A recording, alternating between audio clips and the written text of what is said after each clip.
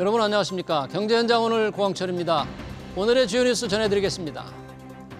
공공분양주택을 본청약하기에 앞서 미리 청약을 받는 사전청약 제도가 사라집니다. 사전청약 후 계획대로 본청약이 이행되는 단지가 거의 없어서 피해만 양산한다고 판단한 건데요. 10년 전 실패를 답습하는 겁니다. 윤석열 대통령은 노동약자를 지원하고 보호하기 위한 새로운 법률을 제정하겠다고 밝혔습니다. 국가가 노동약자를 더 적극적으로 책임지고 보호하겠다는 취지인데요. 윤 대통령은 새 법의 틀 안에서 비조직 근로자 공제회를 설치하고 분쟁 조정 절차와 표준 계약서를 마련하겠다고 밝혔습니다. 네, 주요 은행들의 홍콩 H지수 주가 연계증권 ELS 불안전 판매 대표 사례에 대한 손실배상 비율이 30에서 65%로 결정됐습니다. 금융감독은 분쟁조정위원회에서 나온 배상안으로 다른 투자자들의 손실배상에 대한 기준으로 작용하게 되는데요. 일부 투자자들은 분조의 결과와 관계없이 집단소송을 추진하겠다고 밝혔습니다. 230조 원에 달하는 전국 부동산 PF 옥석 가리기가 본격적으로 시작됩니다. 정상 사업장은 지원을 강화하고 부실 사업장은 정리한다는 건데요. 어떤 사업장이 정리될지, 건설업계에 어떤 파장을 몰고 올지 이어지는 집중 진단에서 자세히 살펴보겠습니다. 유튜브 실시간 댓글 의견 주시면 토론에 반영합니다. 경제현장 오늘입니다.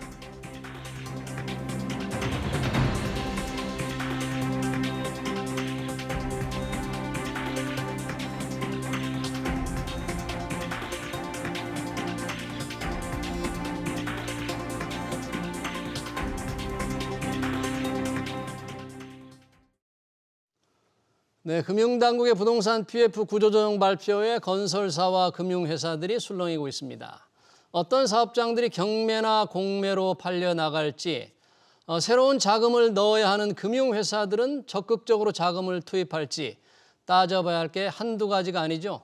두 분의 전문가 모시고 부동산 PF 연착륙 방안의 성공 가능성 토론해 보겠습니다. 한문도 서울디지털대학교 부동산학과 초빙 교수, 윤지혜 부동산 R114 수석연구원 나오셨습니다. 두 분 어서 오세요. 네, 반갑습니다. 반갑습니다. 자, 이 부동산 PF가 경제 위기를 가져온다, 부동산 위기를 가져온다, 4월 위기설, 5월 위기설 참 말이 많았는데 그거를 조금 정리하기 위한 연착륙 방안을 발표했습니다. 기존의 PF 대책과 어떻게 우선 다른 건지 핵심적인 내용이 뭔지 좀 먼저 짚어보고 싶은데요. 윤지혜 연구원님 어떻게 다른 겁니까? 그동안에 해온 이 PF 대책과.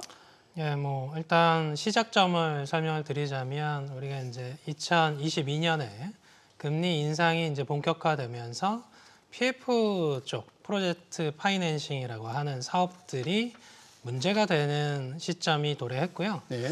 그게 이제 시발점이 됐던 부분들이 이제 강원도 쪽에서 레고랜드 사태라고 불리는 그런 상황이었습니다. 그게 2022년 10월에 한국은행을 위시한 금융당국의 50조 원 플러스 알파 계획으로 나왔던 거고요. 그 이후에 현재 2년여 정도가 지나면서 약 94조 원 플러스 알파 계획으로 확장이 돼 있습니다. 네. 다만 그때부터 현재까지의 여러 가지 이제 PF 지원 계획들은 대부분 부실 사업장들에 대한 만기 연장 혹은 지원 혹은 저리 대출 이런 형태의 사실은 사업 존속과 관련된 이슈였다면 예.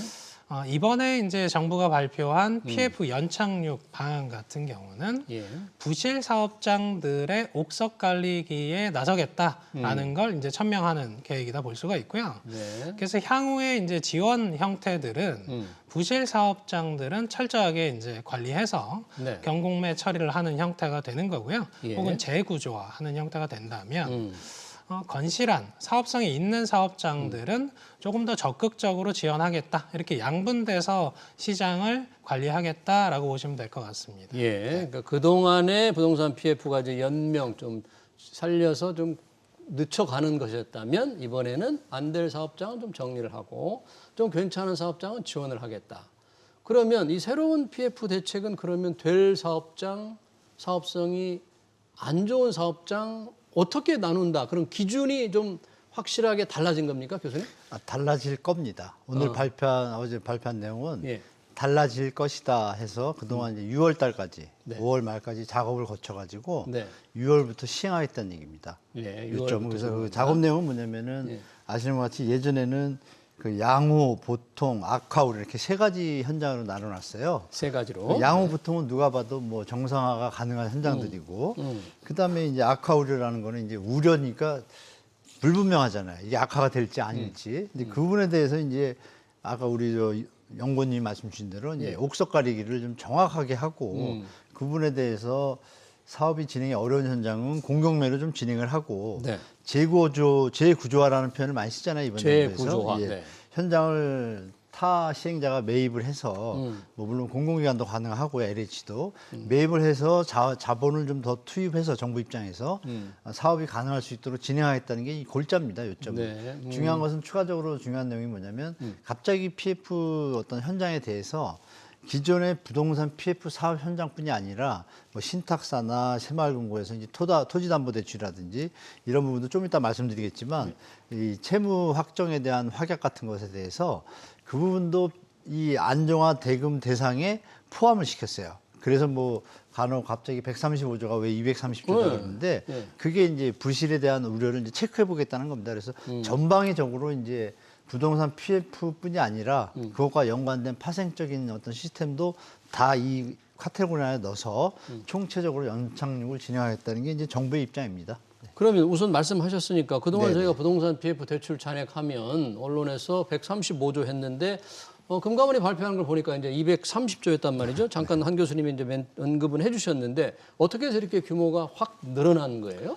예, 아무래도 이제 대상을 좀 확장하다 보니까 그 규모에 대한 것들이 평가 금액이 늘어났다 이렇게 볼 수가 있는데 기존에 이제 새마을금고 같은 경우는 우리가 이제 타 부처 관리 감독을 받던 기관입니다. 이 부분들까지 포함을 하고 거기에 이제 그 특성이 유사한 토지담보대출 혹은 채무보증 이런 부분들까지 전방위적으로 확장을 하다 보니까 이 100조 원에 가까운 PF 자금 규모가 더 커졌다 이렇게 평가가 되는 부분이고요. 예. 그래서 이 부분들을 평가한 부분들을 넓히면서 동시에 이 부분들에 대한 관리에 대한 기준들 아까 한 교수님 말씀하신 것처럼 4단계 이제 등급으로 분류를 해서 네. 부실한 사업장들 중심으로는 솎아내겠다라는 것들을 하려면 결국은 전체 범주에 대한 것들을 확정을 해야 되는 거죠. 예. 기존에 이제 축소해서 범주를 보게 되면 사실은 부실 사업장들을 명확하게 솎아냈다라고 볼 수가 없기 때문에 예. 일단 확장을 하고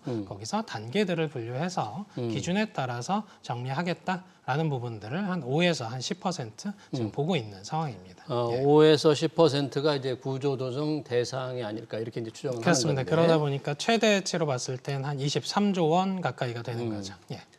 그 대상이 되는 게 이게 분류한 기준으로 보면 악화 우려가 이제 나눠지면서 유의 그리고 부실 우려 네네. 3, 4단계가 이제 구조정 대상이라는 거잖아요. 한 단계 악화 우려가 2개로 이제 더 확산된 거죠. 좀 세분화됐죠. 예. 유의와 부실 우려는 어떻게 좀 다른 건가요, 이게? 그 유일 경우에는 그 정부에서 얘기하는 재구조화. 재구조화. 네, 거기에 해당되면은 이제 정부가 시행자가 뭐 체인지를 한다든지 아니면 LH가 매입을 해서 다른 사업의 형태로 간다든지 이런 형태를 취하는 것이고 예. 부실 우려는 그냥 바로 이제 경공매로 경매 그러니까 처음에는 이제 자율 매각을 그러니까 지금 사업성 평가를 이제 마치고 나면 이 현장은 부실 우려 현장이니 대주단에서 일단 토의를 하겠죠. 대주단에서 부실 우려 현장이니 거기에 뭐 관계된 채권단들이 있을 거 아니에요.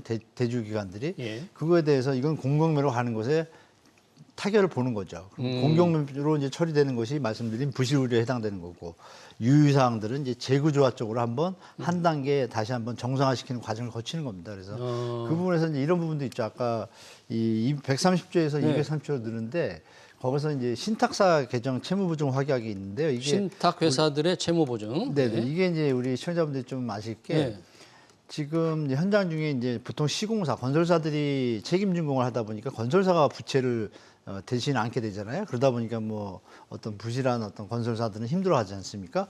근데 이제 신탁사가 어떤 현장들이 있냐면 그 관리 신탁 형태로 해가지고 이 사업장이 준공을 안 됐을 경우에 대해서 채무 보증, 그 보증에 대해서, 그러니까 은행들이 대출한 금액에 대해서 우리가 보증서겠다. 신탁회사가? 안 되면 우리가 막아주겠다. 이 얘기죠. 확약을 했으니. 그러니까 요번에 그게 좀 몰렸습니다. 그래가지고 3월인가 2월에 어느 투자자산 운용사가 예. 자기들 채권을 회수하려고, 그러니까 PF 현장은 맞죠.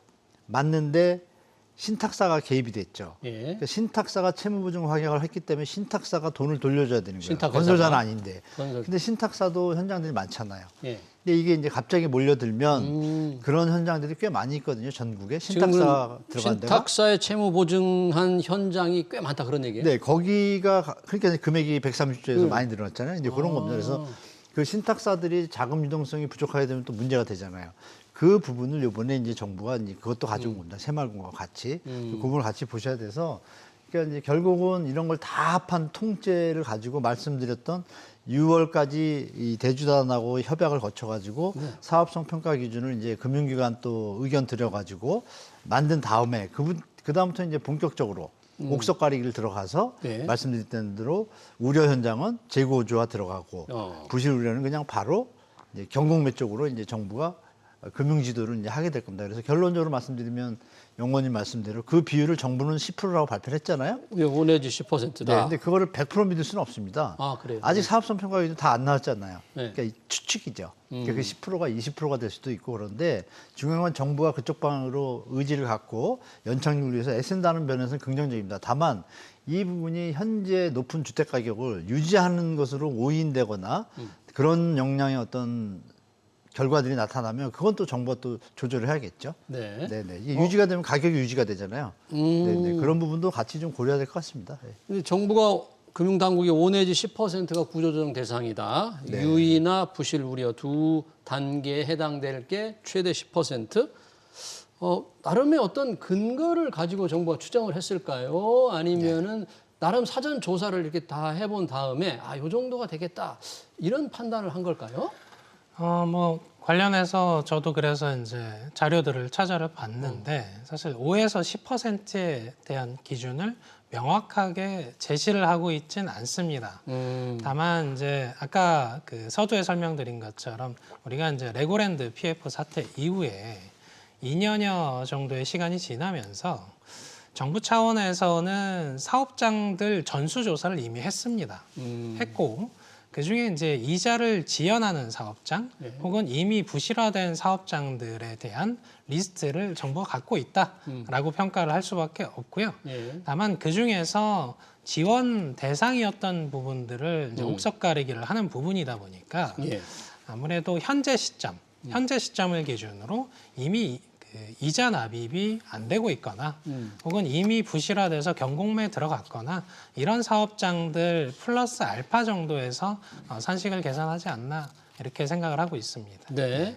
그러면 5 내지 10% 정도라면 금융당국 추정분이 이 정도라면 건설 시장이라든지 부동산 시장, 금융회사들의 조금 뭐 충격이랄까 아니면 뭐 어떻게 받아들일까 이 정도 시장이 뭐 감내할 수 있다고 해야 되나 아니면 어떻게 여기서 결정적인 거는 이제 대주단이 정부의 가이드라인에 대해서 동의를 하냐가 문제겠죠. 대주단이 뭐 이거 계획상에 보면 이제 신디케이트도 1조에서 5조 정도 확대하고 그 부분에 대해서는 신규 투자 재구조화 대상 이런 신규 투자 했을 때 그 부분에 대해서 금융 건전성에 대한 자본 규제 사항을 좀 완화시켜주고 이런 여러 가지를 복합적으로 연구해서 던져놨는데.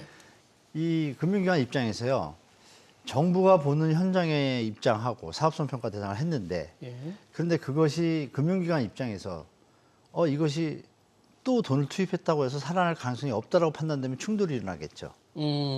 그래서 이제 그나마 정부가 한 발 물러선 게 그 부분에 대해서 4분의 3 동의라는 개념을 넣었어요. 그전에 3분의 2만 대주단이 동의하면 그 결정을 따르기로 했는데 대주단의 입장을 고려해서 4분의 3으로 그걸 확대를 했어요. 그러니까 만기 연장을 하려면 연장을 하든지 경공매를 붙이든지 의견들을 조율할 거 아니에요. 좀 까다로워졌네요. 네, 그러니까 그 얘기는 뭐냐면 금융기관 중에서 4분의 1만 반대를 하면 그거는 그 현장은 PF 정부의 의도와는 상관없이 각자 도생의 형태로 가게 되는 거죠. 그러니까 시행자의 입장과 대출기관의 입장이 다 틀리고 정부의 입장이 약간 쪽에 차이가 있겠냐. 그 얘기는 뭐냐면 최근에 30개 현장이 부동산 PF에 대해서 3월 달에 발표를 했죠.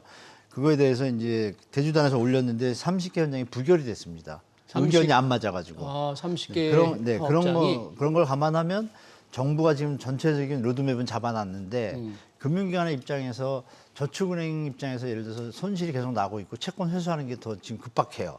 그럼 정부의 입장하고는 상충하지 않습니까? 네. 그러니까 이런 부분들이 어느 현장에 나타날지는 아무도 모르죠. 정부는 이제 긍정적으로 5에서 10%를 이제 보고 있는 것이고 네. 현장별로 결정적인 건 이거죠. 이렇게 재구조화나 PF 투입이 됐을 때 그러면 결론은 뭔가요? 이 지금의 현상은 분양이 안 돼서 그런 거잖아요. 그렇죠. 팔려서 문제가 없잖아요. 예, 안 팔려요. 분양이 안 된다는 건 비싸서 안 된 거잖아요. 그렇죠. 비싸니까 안 되는 거예요. 수요자들이 부담이 되니까.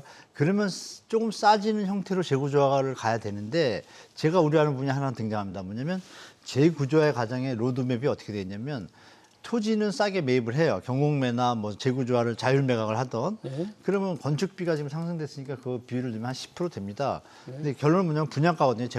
제가 보는 부분은 분양가의 그 라인을 갖다 95에서 98을 맞춰놨어요. 원래 사업 계획하고 차이가 없잖아요. 그러니까 이 부분이 만약에 차후에 분양이 또 안 되면 어떻게 돼요? 이 부분을 금융기관도 한번 생각하겠죠. 95에서 98로 맞춰놨다는 건 무슨 뜻입니까? 맞춰놨다는 얘기예요. 재구조화를 거쳐서 자기들이 할때 그렇게 토지를 싸게 매입을 하지 않습니까? 50%. 그러면 우리가 토지비하고 건축비하고 회사 이윤을 생각하면 전체 포션에서 한 50% 돼요. 그러면 토지비가 100이라고 할 때 50% 정도는 60%에 매각하라고 지금 권유하거든요, 정부가. 그럼 그걸 매입하면 전체로 보면 25% 정도 줄잖아요. 그럼 그 상태에서 분양을 하면 분양가가 25% 다운되니까 시장에서 소화가 되겠죠. 그러면 안전하게 재구조화도 되고 연착륙이 되는데 여기다 건축비가 올라갔잖아요.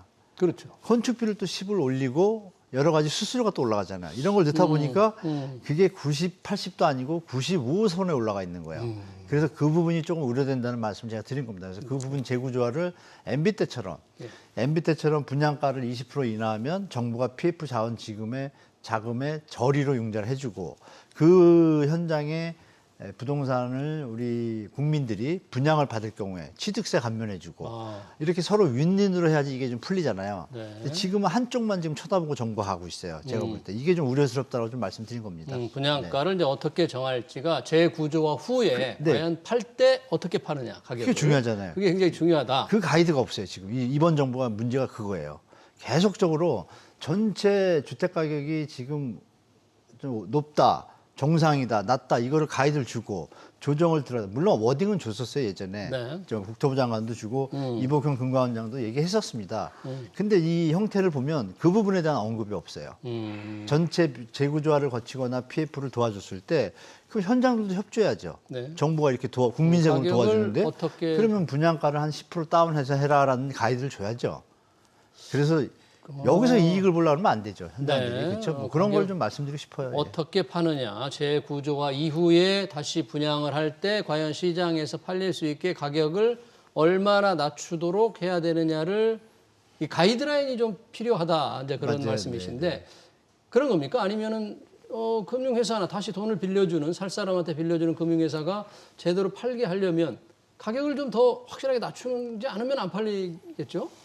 그렇습니다. 뭐 재구조화를 해서 이제 분양을 하는 과정이 있을 텐데 그 과정은 사실 말씀하신 것처럼 최근 들어서는 원가, 그러니까 건축비 자체가 올라 있고 금융비용, 조달비용 자체가 올라 있다 보니까 사실 이게 그 재구조화하는 과정에서 결국은 사업이 늘어지는 거잖아요. 원래 특정 시점에 했어야 됐던 것들이 나중에 하게 되기 때문에 네. 이 기간 소요에 따른 비용 추가분도 있습니다.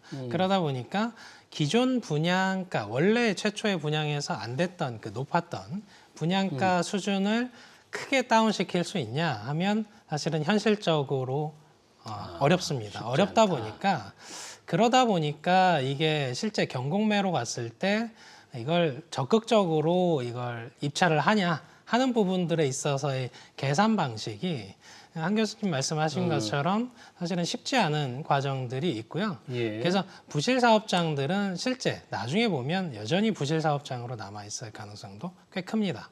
예. 그걸 수용하는 시장의 플레이어들이 좀 부족하다라고 볼 수 있거든요. 예. 네. 그런 문제, 다시 재구조화 이후에 가격을 어떻게 할 거냐. 기존 가격의 뭐 95에서 98%로 유지된다면 팔릴 수 있겠냐는 그런 의문을 이제 제기해 주셨고 혹시 금융회사들이 정부는 조금 이제 이게 부실 우려해서 퇴출을 시키고 싶은데 그냥 끌고 가려고 하는 그런 인센티브 동기 같은 건 없을까요? 좀 갈등이 있어요. 이번에 좀 제공을 했습니다. 정부가 나름의 단거를 주셨는데 네.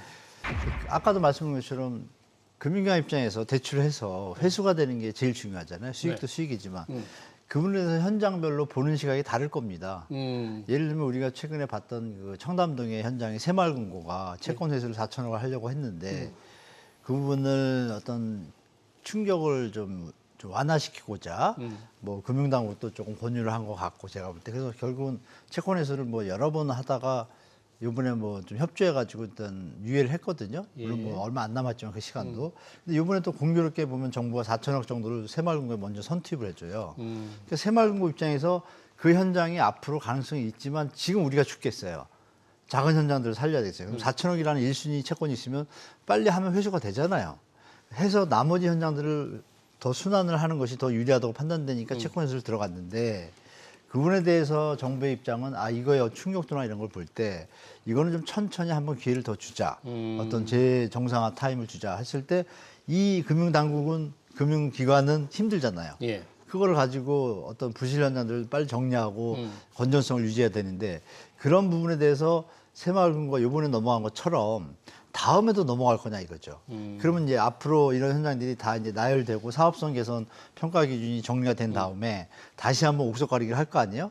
그 중에서 이제 어느 금융기관이 우리는 지금 우리가 죽겠어서 네. 이거는 일단 회수를 하겠습니다 했을 때 투표를 들어가잖아요. 예. 그 부분에서 투표 의결이 정부 의지와 다르게 회수로 들어가면 정부의 의도와 다른 모습으로 나타나는 어떤 현장들이 좀 있을 수가 있겠죠. 그래서 네. 금융당국이 그걸 미리 알고 그러면 그런 거에 대해서 신용 건전성이나 자본 신용 공유에 대해서 그 자본 규제 상을 좀 완화시켜 준 거예요. 그렇다면 약간 숨통을 틀 수는 있거든요. 네. 거기에 선택은 금융기관들에게 달려 있겠죠. 대출기관들에서 그거는 그분들의 속은 제가 모르지만 아마 현장별로 심사숙고해서 아마 결정할 것 같습니다. 현장별로 판단을 할 텐데 이번 정부 대책을 보니까 뭐 사업성이 충분한 정상 PF는 30조 원이 넘는 보증을 통해 확실하게 금융을 공급한다.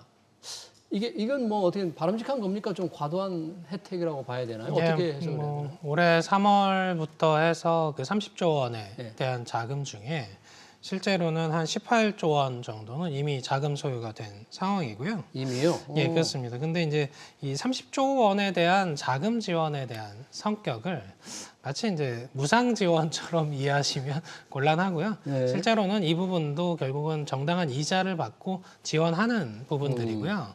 중요한 점은 이런 겁니다. 우리가 어떤 그 PF 사업이 모두가 부실하진 않지 않습니까?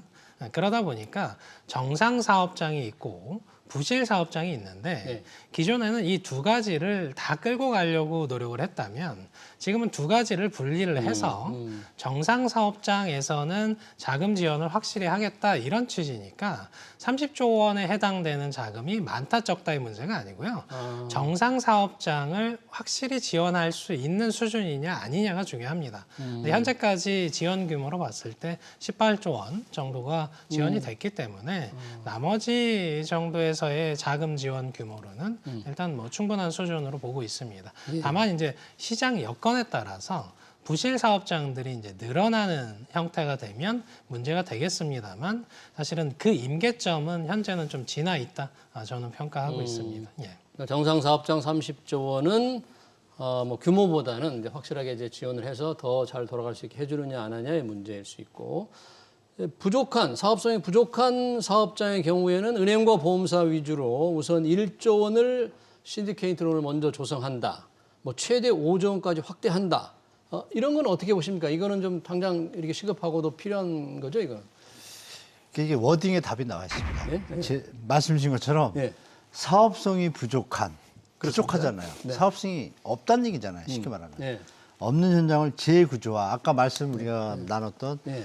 싸게 토지를 매입을 해서 건축비 인상분 부여하고 이렇게 했는데 그 마지막 분양가가 시장에서 소화될 수 있는 수준이라면 이건 좋은 정책이죠, 아주. 시장에서 근데 분양가가. 정부가 처음에 던진 로드맵은 95에서 98을 잡아서 제가 우려스럽다는 거죠. 그러면 만약에 그것으로 계속 갈 경우에는 이 부실 사업장 입장에서 만약에 이거를 지원을 안 받는다 그러면 그냥 부도잖아요. 그 손실과 자기가 손실이 만약에 50%가 날 건데 10%로 줄인다면 그것도 도움이 되지 않습니까? 그렇죠. 그런 부분은 서로 공유해야 되겠죠. 정부가 지금 그런 부분에서 정부가 로드맵을 아까도 말씀을 드렸지만 가이드를 정확히 줘야 된다. 시장에서 소화될 수 있는 가격으로 손실을 최소화하되 도와주되 그러면서 신디케이트에 지원하는 형태들의 어떤 대출기관들의 입장도 충분히 반영하는 거를 동시에 가야 되는데 여기는 그냥 놔두고 분양가가 그대 있으면 나중에 무슨 일이 벌어져요. 새로 투입한 자금 자체도 또 문제가 되잖아요. 그럴 수 있겠네요. 분양가 이런 높으니까. 부분에 대한 로드맵을 정확하게 얘기하라고 제가 계속 말씀드린 겁니다. 정부 네. 측에다가.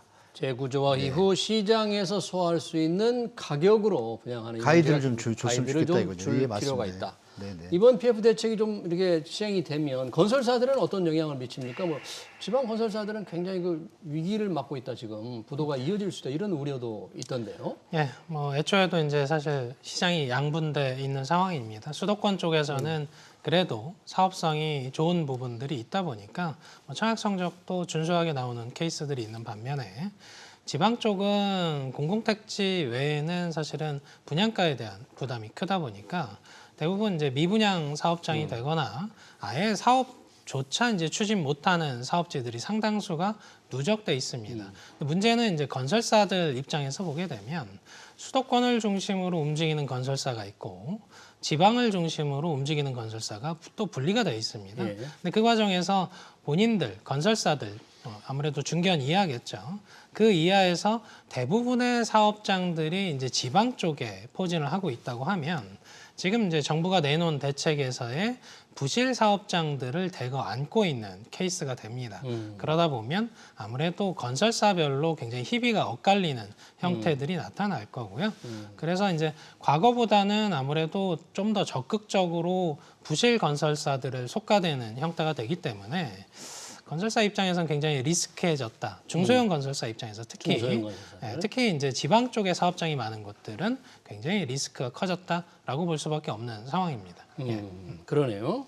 자 이제 뭐 연착륙 방안을 발표했으니까 기왕이면 위기설이 좀 잠재웠으면 좋겠는데 과연 이번 대책의 뭐 성공 가능성 혹시 뭐 이런 보완 대책이 필요하다, 성공 가능성이 높다 낮다 어떻게 보십니까 이번? 정부가 강력하게 예전의 사례를 뭐 반면교사 삼아서 가는 방향은 저는 아주 좋다고 봅니다. 연착륙을 위해서.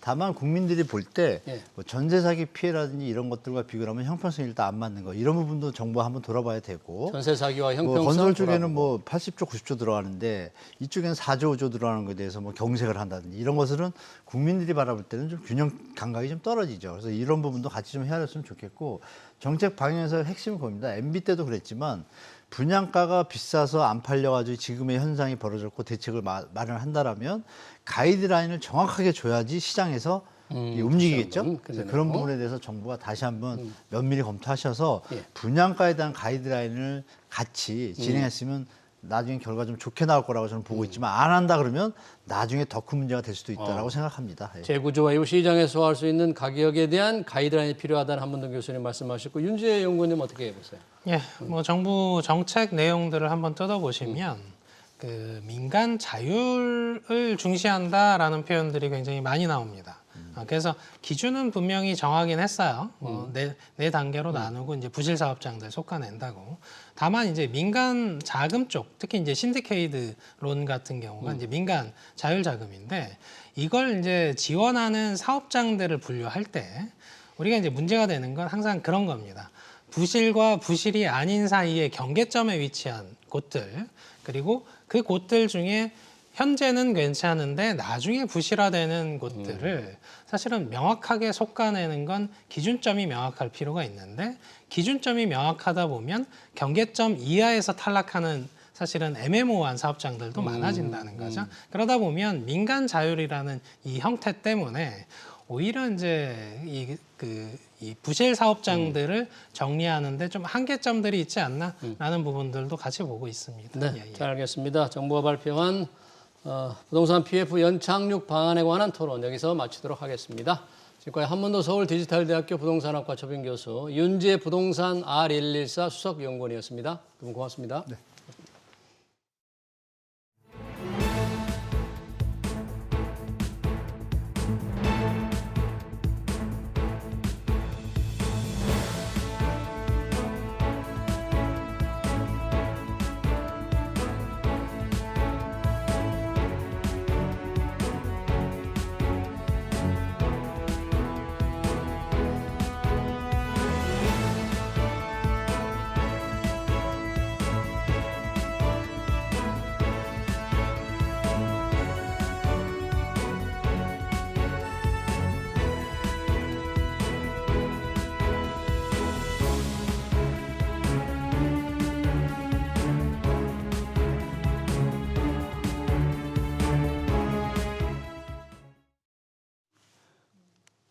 네, 경제현장 오늘 오후 초대석으로 이어갑니다.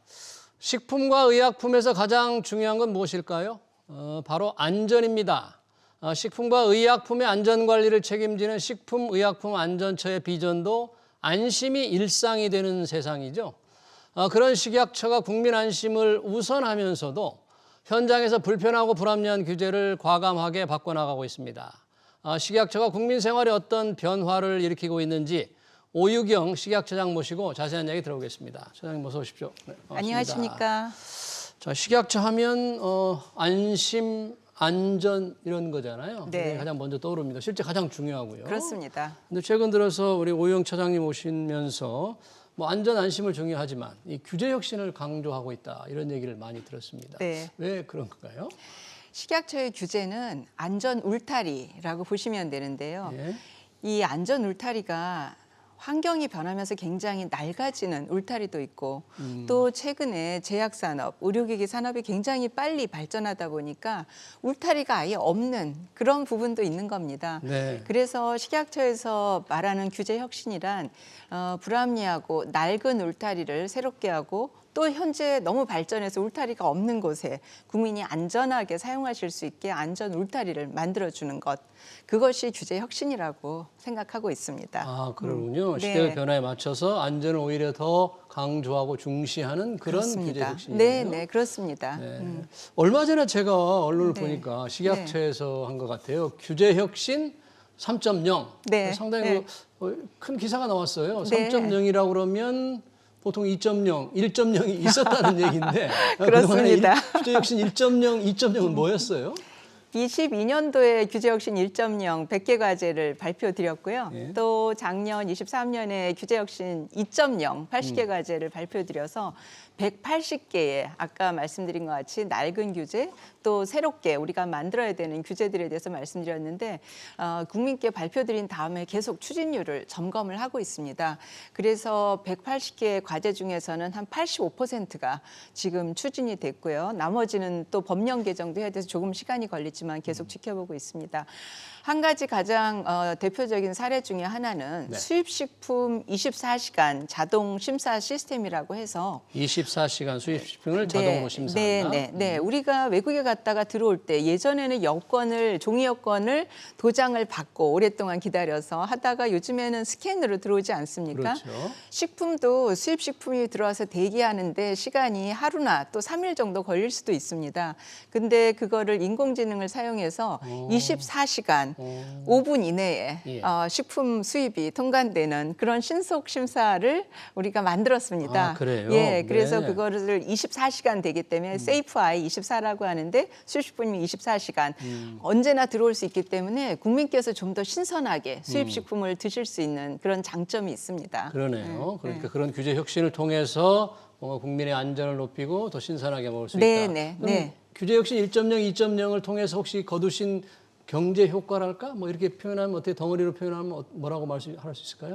네, 그런 수입식품이 또 빨리 들어오기도 하고 또 우리나라의 수출길도 또 증대되고 해서 한 1조 4천억 정도의 경제 효과가 이뤘다. 이런 것들을 저희가 평가하고 있는 것들이 있습니다. 1조 네. 4천억 정도의 예, 경제 네, 효과를 네, 이뤘다. 네.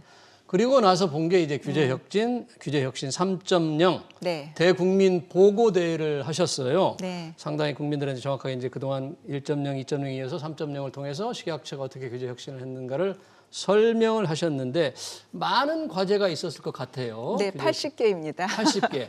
여기서 다 설명할 수는 없을 것 네, 같고요. 네, 네. 처장님께서 꼽으시는 규제 혁신 3.0 중에서 가장 중요한 것 한 네. 서너 가지를 한 꼽으신다면 3개 정도만 네. 말씀을 드려볼까요? 오늘 네. 시간상.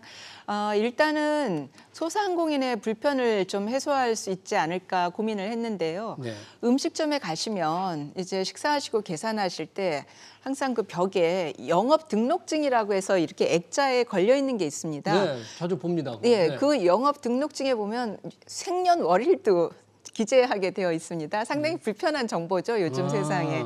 그런데 그 영업 등록증을 게시하지 않으면 행정 처분까지 받게 됩니다. 그래서 소상공인들께서 이걸 굉장히 불편해하시고 부담스러워 하시더라고요. 제가 현장 방문을 해보니까. 개인정보가 다 노출되는 예, 개인정보가 노출되고 또 안 걸어놓으면 또 이게 지방청에서 가서 안 되면 행정 처분을 또 몇십만 원 벌금을 내야 되고.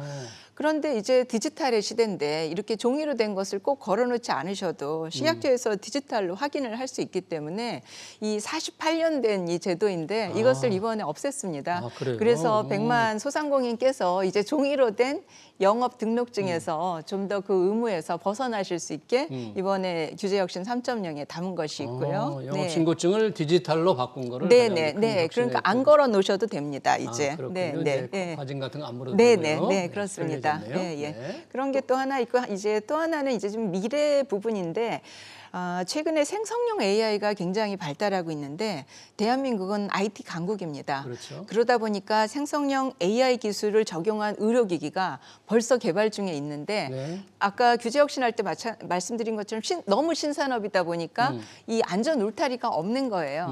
그래서 이런 생성형 AI를 사용한 의료기기에 대한 새로운 안전 울타리 가이드라인을 우리가 올해 내로 빨리 만들겠다. 올해 안에 생성형 AI에 대한 디지털 의료기기를 확실하게 많이 더 사용할 수도 있게 장려하는 거네요. 가이드라인을 세계 최초로 만들어서 우리나라 산업이 빨리 나갈 수 있게 하겠다.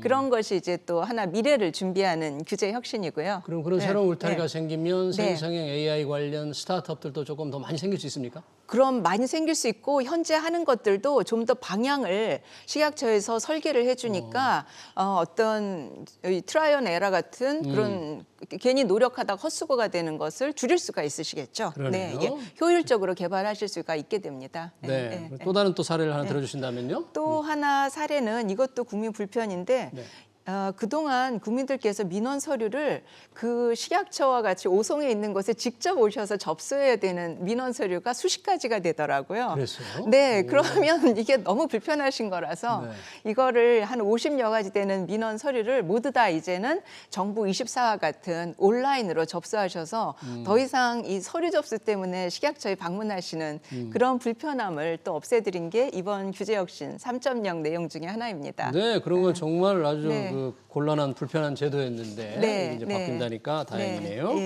규제혁신 3.0에 관련된 세 가지 규제혁신 사례를 들었고요. 얼마 전에 또 유럽연합을 방문하셨다고 들었습니다. 사장님께서 뭐 어떤 배경이 있었는지 어떤 행사가 있었는지 그 방문 성과는 또 어떤 게 있었습니까? 네, 그동안 식약처에서 굉장히 추진하고 싶었던 게 유럽연합에서 의약품에 관한 비공개 정보가 있는데 이 비공개 정보를 식약처하고 그동안은 공유를 해주지 않았습니다. 그러면 뭔가 품질 안전 이슈가 있을 때 우리가 그 안전 이슈를 신속하게 전달받을 수 없는 갑갑함이 있었는데요. 이번에 이런 비공개 정보를 공유하게 돼서 어떤 품질 관련 문제가 있으면 신속하게 우리가 알아서 국민 안전을 좀 더 빨리 지킬 수 있는 그런 장점이 있게 됐고요. 네. 또 하나는 식약처와 유럽연합의 고위급 사이에 정례 회담이 없었습니다. 소통의 통로가 없었는데 이번에 가서 이제 매년 유럽의 최고위급과 우리나라 간의 최고위 회담을 정례화해서 매년 만나면 앞으로 우리가 EU의 의약품이나 의료기기 수출에 좀 더 많은 소통이 있을 거라고 생각하고요. 또 하나는 아까 같은 이런 신개념 의료기기 가이드라인을 우리나라하고 EU가 또 공동으로 만들기로 했거든요. 그렇게 되면 우리나라에서 만든 의료기기가 유럽으로 갈 때 굉장히 빨리 수출기를 진입할 수 있습니다. 그런 성과들을 거두고 왔습니다. 그러네요. EU와 여러 가지 협력 방안을 좀 넓혔고요. 관련된 것 같은데 식약처의 주요 정책을 보니까 규제 외교를 통해서 국산 제품의 해외 진출을 돕는다. 규제 외교, 규제와 외교 이 단어만 들어가지고는 좀 명확하지 않은데 규제 외교라는 게 어떤 의미인지 어떤 계획을 식약처가 가지고 있나요? 규제 외교라는 게 좀 생소하게 들리실 수 있는데요. 규제 외교를 간단하게 말씀드리면 규제 기관 간의 소통과 협력을 규제 외교라고 말을 할 수가 있습니다. 이 규제 기관 간의 소통과 협력은 왜 중요한가 하면 예를 들어서 우리나라의 K푸드가 외국으로 나갈 때 요새 관세는 부과하지 않지만 수입 기준을 높여서 수출 장벽을 만드는 일이 많이 일어나고 있거든요. 근데 그게 다소 불합리한 경우가 있습니다.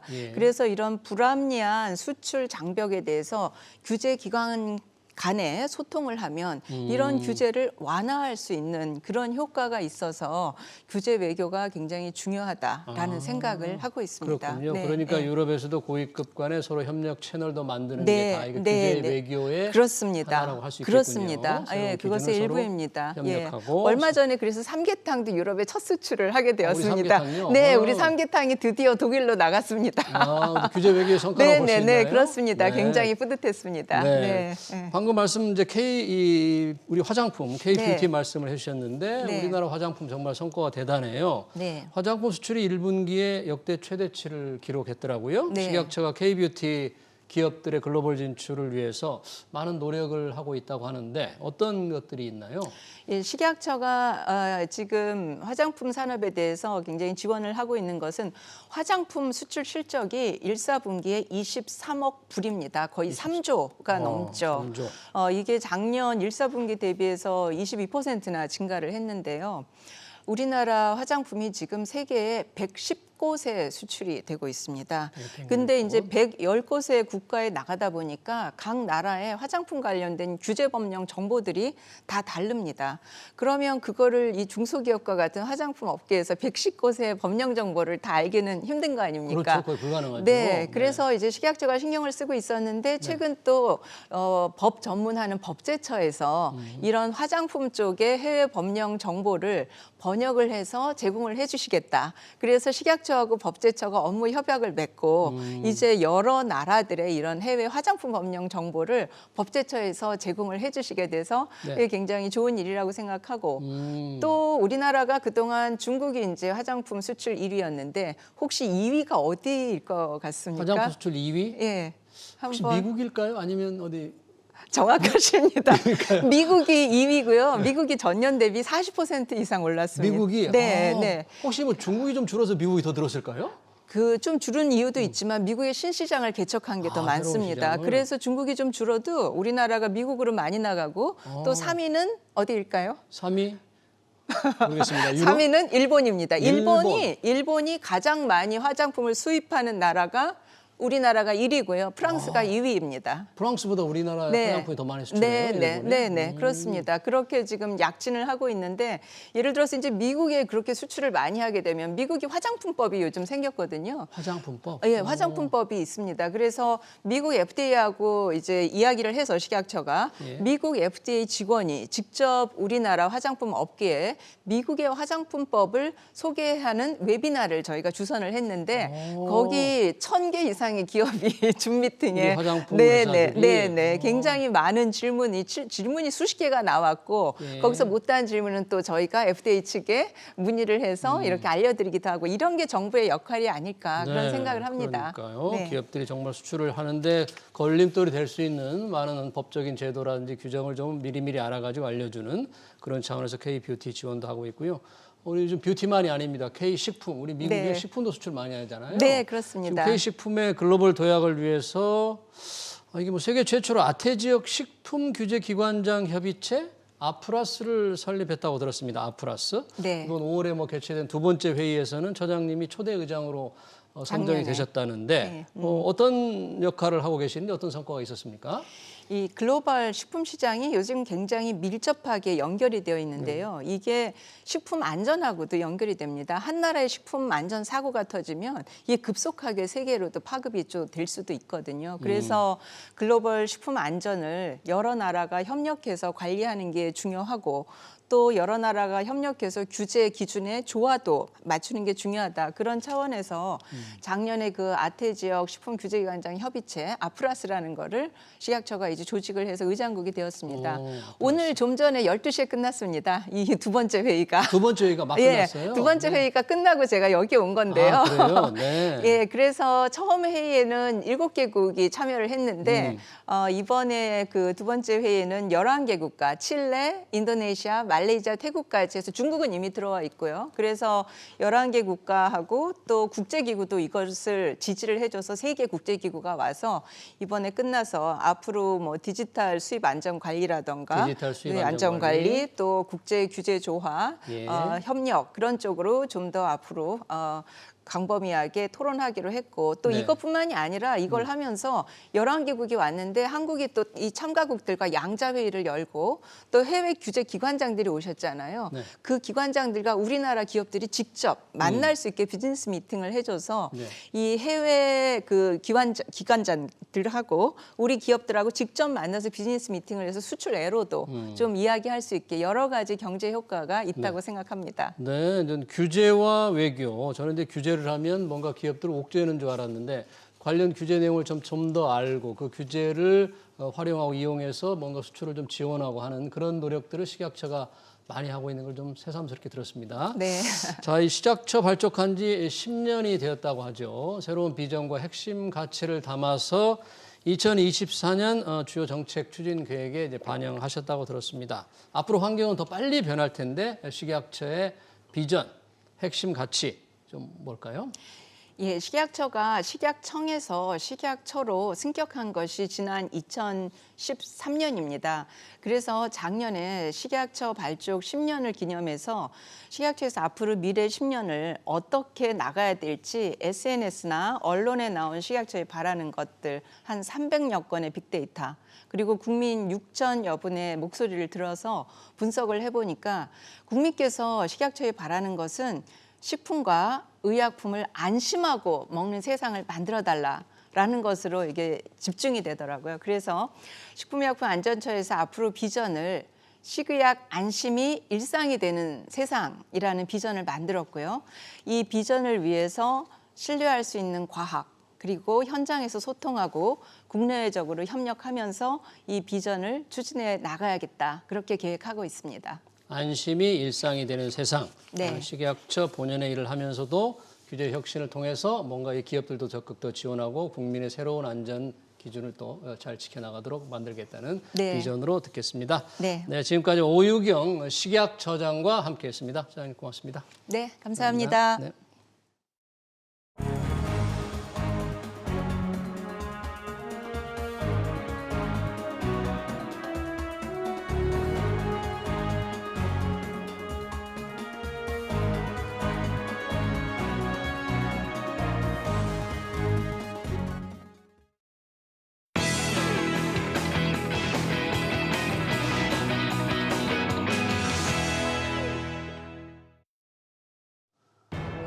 네, 금융당국이 부동산 프로젝트 파이낸싱 PF 구조 조정을 한다고 요란을 떨고 있습니다. 하지만 PF 구조가 근본적으로 바뀌지 않는 한 부실은 되풀이될 수밖에 없습니다. 자기 자본도 별로 없는 시행사가 부동산 광풍에 너도나도 개발 사업에 뛰어들고 금융회사는 철저한 사업성 검토 없이 높은 이자와 수수료에 혹해서 경쟁적으로 돈을 빌려주다 부동산 시장에 가라앉으면 PF 사태가 터지는 겁니다. 글로벌 금융 위기 때도 그랬고 이번에도 마찬가지인데요. 부동산 PF 새로운 판을 짜야 합니다. 경제현장을 여기서 마치겠습니다. 시청해주신 여러분 고맙습니다.